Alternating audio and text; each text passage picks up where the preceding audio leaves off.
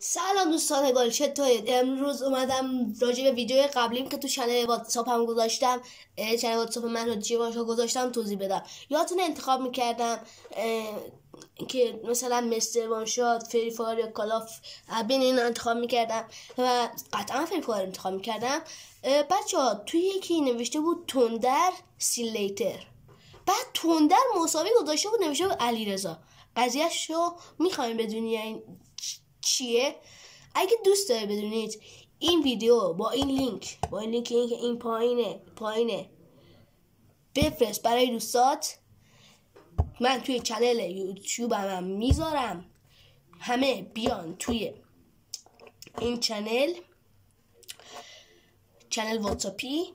بعد گوش بدید، نه تموم نشده، هنوز تموم نشده. چنل واتساپی که اومدید ادامهش توی چنل واتساپیمه، یعنی توی یوتیوب نمیذارم. چنل واتساپی منو دیوان شد پوری نفر بشه، یعنی میخوام الان فکر کنم یه 70 تا هستند. پس سری بیاین، چالش سرعتی داریم، همه چی داریم، سری بیاین. کجا؟ اینجاست. خب دیگه بفرستید دیگه.